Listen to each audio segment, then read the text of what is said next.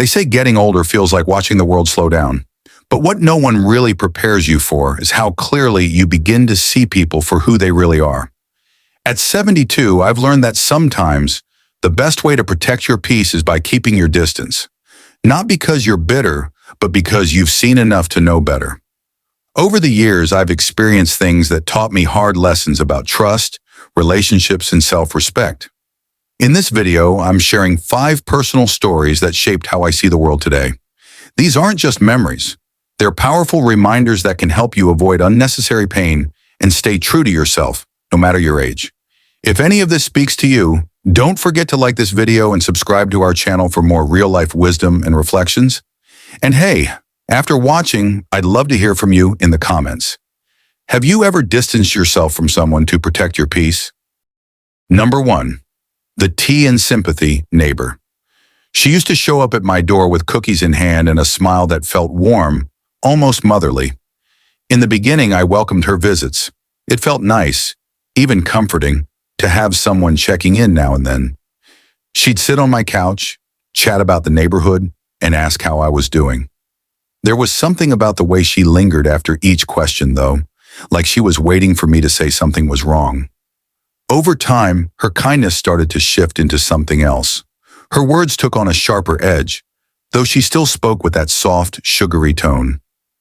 "Living alone must be so lonely," she'd say, looking around like she was measuring my life. She started to notice things, how many dishes were in the sink, whether the curtains had been drawn, and she always brought it up with a little laugh, like it was nothing. But it wasn't nothing. It became clear that her visits weren't just about kindness. They were about control, about gathering pieces of my life to turn into stories for others. One afternoon, I overheard her talking to someone in the grocery store. She said I seemed confused lately and probably needed help managing things. That hit me like a punch to the chest. So all that concern wasn't really concern. It was judgment dressed up as sympathy. I went home that day and looked around my house, thinking about every time she'd commented on something, every sideways glance. I wondered how many people she'd spoken to about me, how long she'd been painting me as someone who couldn't handle her own life. I realized she wasn't visiting to help. She was visiting to feel better about herself, to make sure she wasn't the one who looked lost or alone. So I stopped answering the door. I didn't owe her my time or my space. The cookies stopped coming, and the smiles disappeared too. In their place was silence, which turned out to be far more peaceful than false kindness. Sometimes the hardest thing is seeing someone's real intentions, but once you do, it's easier to let them go. Number 2, the family member who needed just a little help. My nephew came to me one day looking troubled. He said he just needed a small loan to get back on his feet. It sounded simple enough. He was family, and I believed in helping when someone I cared about was struggling. I didn't ask too many questions. I handed him the money, thinking it was a one-time thing. He seemed genuinely grateful, and I felt like I had done the right thing. A few weeks later, he showed up again. This time the story was different. He said something unexpected had come up. Car trouble, maybe rent. I can't even remember now. I hesitated, but he caught me in that awkward space where saying no felt cruel. I gave him a little more, trying to keep it within reason. He was my nephew after all. But I started noticing how each visit carried a different story and a slightly bigger ask. It wasn't just about money anymore. There was a pattern forming. He never mentioned paying me back, and I didn't push because it felt uncomfortable to demand anything from someone who claimed to be struggling. But something in his tone changed. He started treating it less like a favor and more like an expectation. No gratitude, just a sense that this was my role now, to be his fallback. Then came the night that changed everything. We were talking casually, and out of nowhere, he laughed and said something like, "You won't need that much money anyway." It was like a slap in the face. All those times I had stretched my budget to help him, made sacrifices without ever complaining, and now I was being treated like a walking wallet, not a person. That was it for me. I realized helping someone should be about support, not submission. I didn't yell. I didn't explain. I just quietly changed my number. I needed peace more than I needed to explain myself again. Sometimes the kindest thing you can do for yourself is to walk away.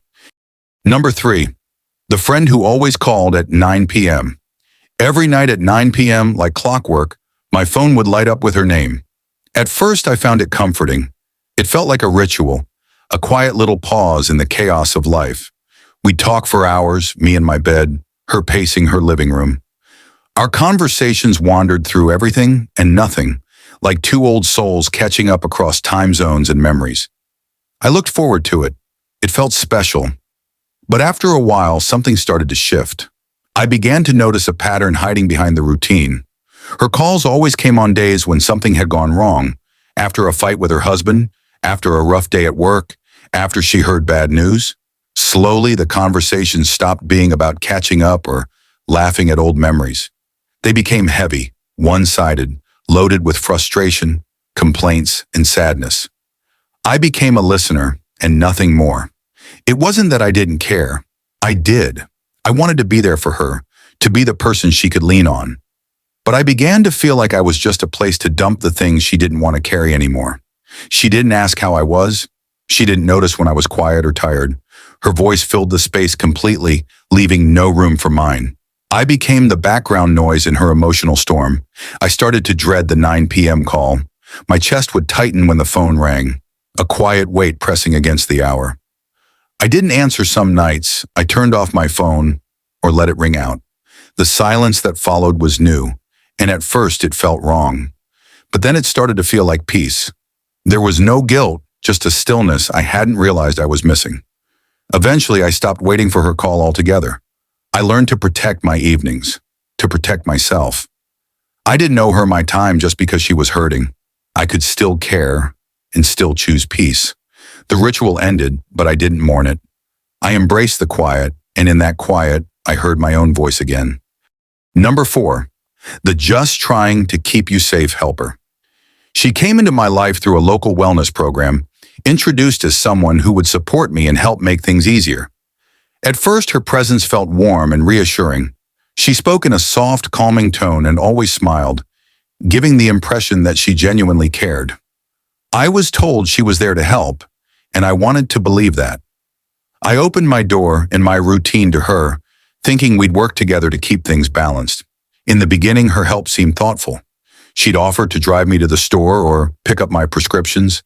She'd chat with me while I cooked or folded laundry, offering little tips here and there. But slowly, something began to shift. She started doing things without asking, changing plans we'd made, moving things around in my house without telling me. I'd go to find something and it would be gone, or in a new place I hadn't agreed to. One day I discovered she had canceled a doctor's appointment I was planning to attend. Another day, she'd rearranged my kitchen cabinets because she thought it would be easier. I never asked for that. Then she threw out papers I'd been saving, saying they looked old. Each act was done with a smile, as if she was doing me a favor, but it didn't feel right. It felt like I was slowly losing control over my own life, over my choices, over my home.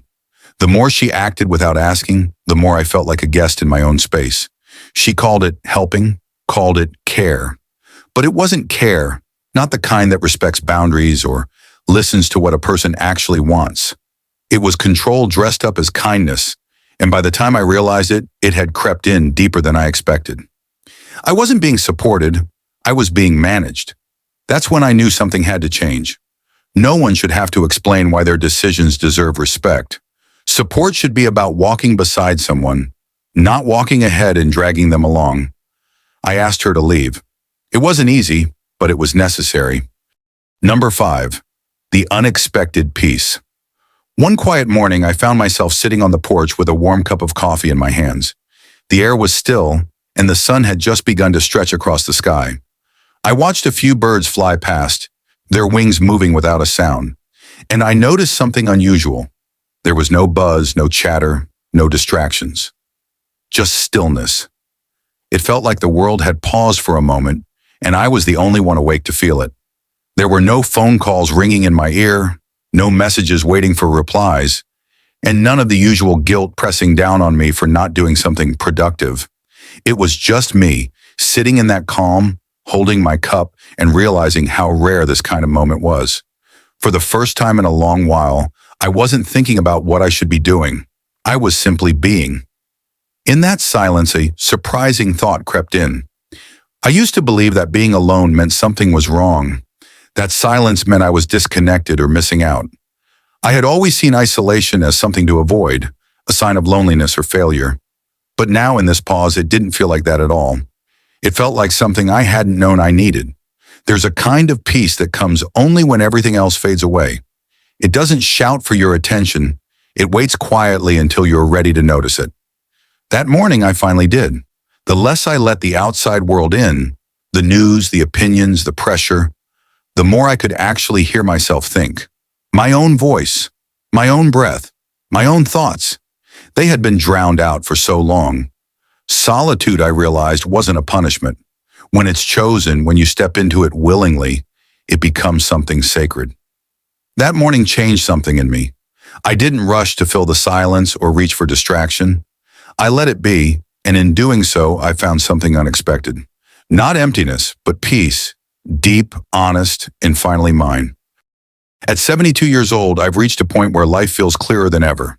It's not that I've become angry or closed off. It's that I've grown wise about what I allow into my world.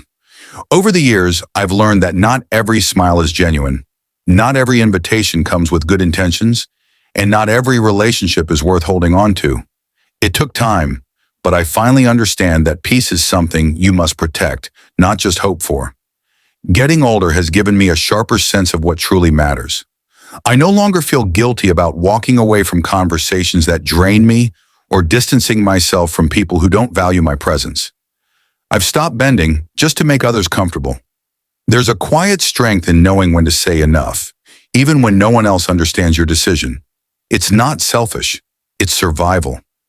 There were years when I gave too much of myself, thinking that being kind meant always being available.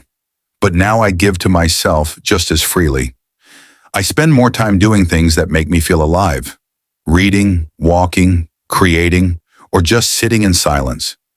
I've discovered that joy often lives in the smallest moments, and I no longer rush past them trying to meet someone else's expectations. Some people will try to guilt you into letting them in, even when their presence only brings chaos. I've learned to be careful about who I let into my space. My home, my heart, my mind. They're sacred places now.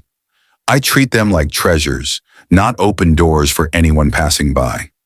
If someone wants to be in my life, they need to bring peace, not problems. So now I guard my peace like it's the last bit of light in a dark room. I don't let just anyone dim it. There's freedom in choosing yourself, in setting boundaries without apology.